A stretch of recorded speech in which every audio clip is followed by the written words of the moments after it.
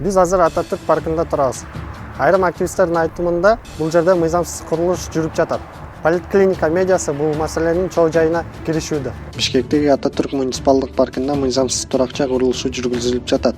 Курулушту жүргүзгөн компаниянын негиздөөчүсү Жогорку Кеңештин депутаты Нурбек Алимбеков менен байланышы бар. Шаардык парктар муниципалдык ишканасынын жетекчиси Калича Умаралиева өзүнүн Facebook баракчасында Ататүрк паркынын аймагында бактардын кыйылуусу жана мыйзамсыз курулуш жүрүп жатканын билдирген. На территории парка возникли многоквартирные дома.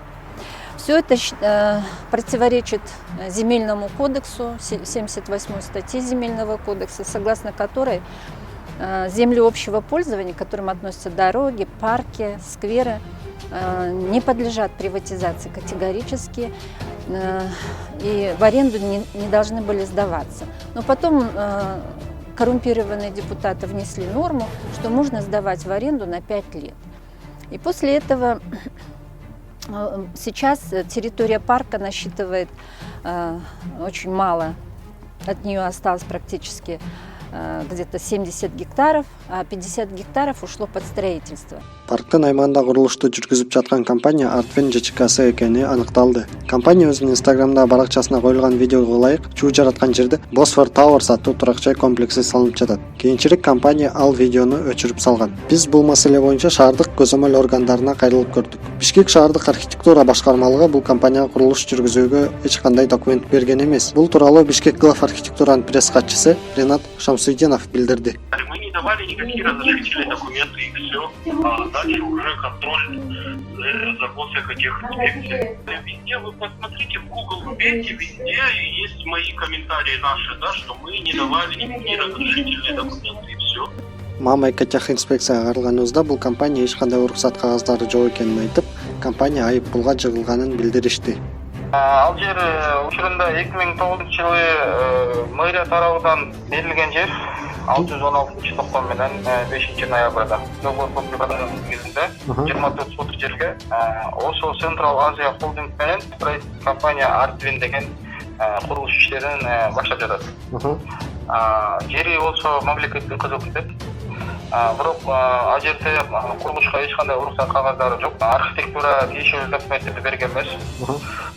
Бактарды болсо кыйгандыгы боюнча Бишкек аймактык башкармалыгы, айлана чөйрөнү коргоо агенттиги ошо бактарды кыйган боюнча актылар бериптир. Мындан сырткары мамлекеттик экотехинспекция Артвен компаниясынын лицензиясын артка кайтаруу үчүн мамлекеттик курулушка жолдомо жиберерин билдирди.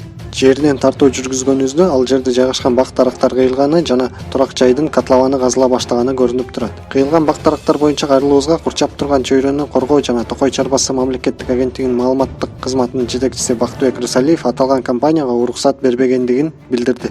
Эч кандай берилбеп башкарма тарабынан уруксат кагаз берилбейт. Бул бийик жер болушу мүмкүн дейт. Бийик жер болсо ал бизден эч кандай уруксат албай деп кое берет калагандай.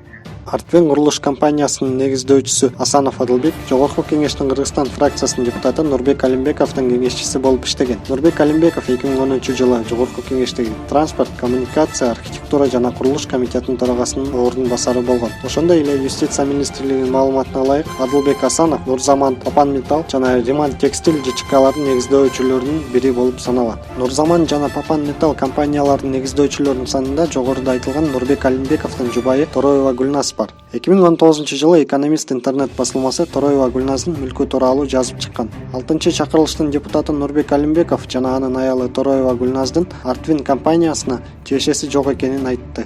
Ал эми Калича Умаралиева курулуш куруп жаткан компаниянын үстүнөн прокуратурага жана милицияга арыз жазган. Азырынча жооп келе элек. Вот здесь мы видим, что это чисто коррупционная схема. Предоставление земель в парковых зонах – это чисто коррупционная схема, потому что выгоду получают одни, а страдает город и наша экология.